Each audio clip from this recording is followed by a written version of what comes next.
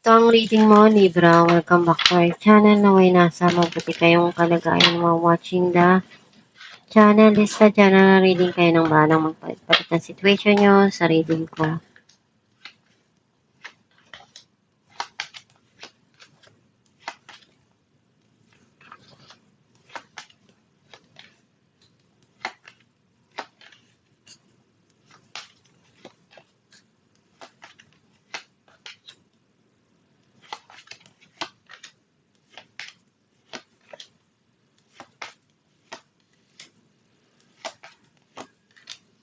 At the bottom of the deck, the Empress.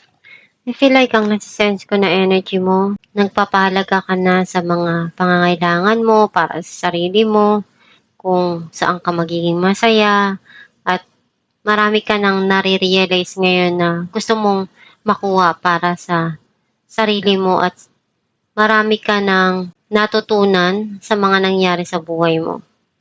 And iisip mo ngayon yung sarili mong kapakanan. Ang mensahe ng card mo, you want to leave it all behind, yung mga nangyari sa nakaraan at mag-move on na.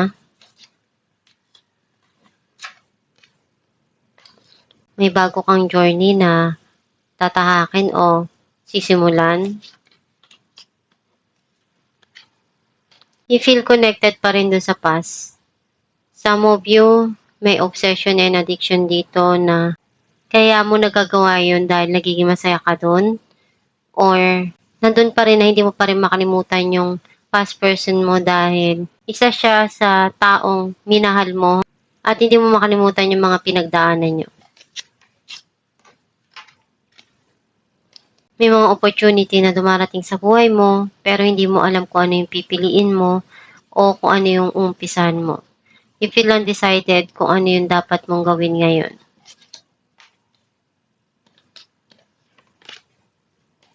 Gusto mong makaipon o gusto mong ma-secure yung kinabukasan ng pamilya mo o kinabukasan mo.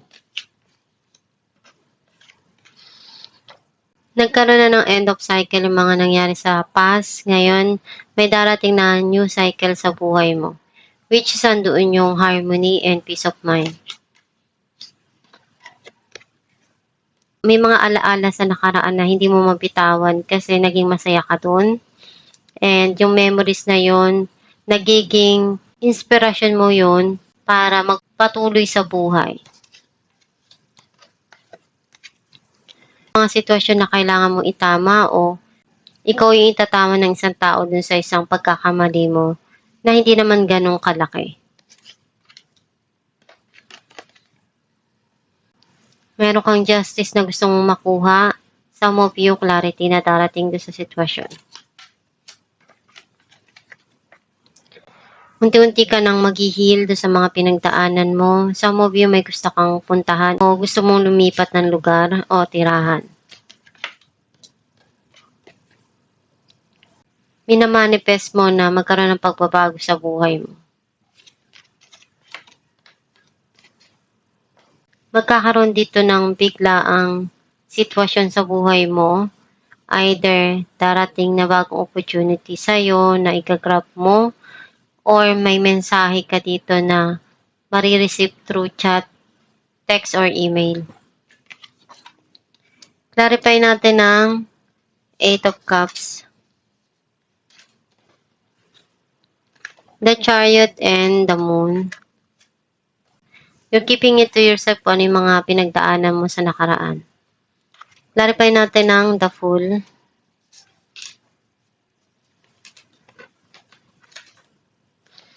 the Sun, and 9 of Swords. Unti-unti ka nang gagaling sa mga nararamdaman mo o nararanasan mong pagsubok ngayon. Magiging okay na yan o malalagpasan mo na. Some of you, darating dito yung happiness and joy. Clarify natin the Devil, Justice, and Ace of Swords. May bago kang idea dito na maiisip na pwedeng makatulong dun sa sitwasyon. Clarify natin ang 7 of Cups, King of Cups, and Strength. Itong tao na to ngayon matapang na siya at matatag na. Hindi na niya gagawin yung pagkakamali niyang nagawa before. Ngayon alam na niya kung paano niya pagdidesisyonan yung mga dumarating sa buhay niya. Clarify natin ang Four of Pentacles.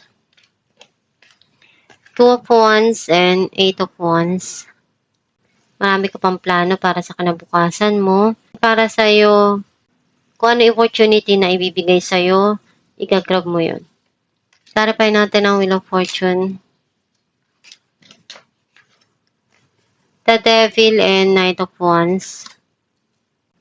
Gusto nitong tao na to na ipakita yung kanyang affection towards you. Some of you may tao na pabalik-balik sa buhay mo at itong tao na to mapaglaro. Clarify natin ang The Hermit. Death and Nine of Pentacles. May bagong changes na mangyayari sa buhay mo, especially sa financial. Clarify natin ang Judgment. Knight of Swords and Ace of Pentacles. May darating dito na blessing o meron kang gustong matanggap dito. Some of you may bibigay na regalo sa'yo o ikaw yung magbibigay. Clarify natin ang Justice.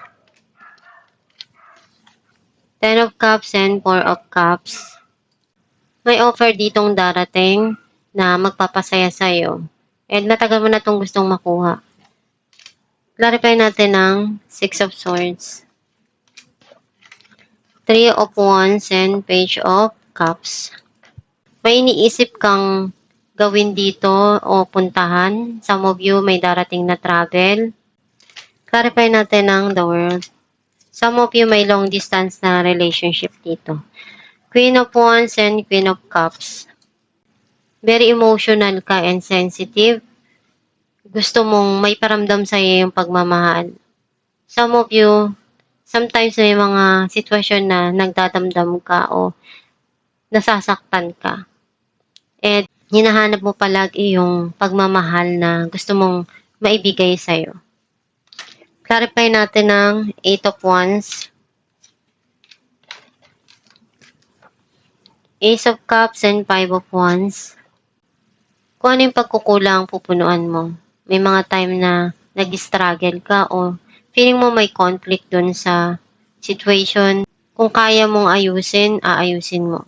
Some of you nagkakaroon ng pagtatalo dito at hindi nagkakasundo dun sa gustong mangyari. Pero unti-unting may aayos yung sitwasyon at kung ano yung kaya mong punuan o ibigay doon sa taong mahal mo, gagawin mo para lang maging masaya yung tao o yung mahal mo. Sabi natin kung ano mensahe ng yung gabay.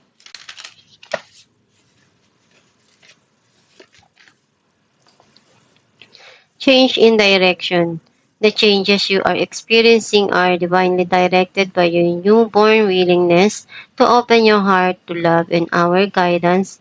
You are protected now and in the future. So follow your path to the happy outcomes you desire. Ang mensahe para sa iyo na ikaw yung gagawa ng kapalaran mo. Basta isipin mo ng palagi na nandiyan ang Diyos Ama para tulungan ka na gabayan sa tamang path na gusto mong tahakin.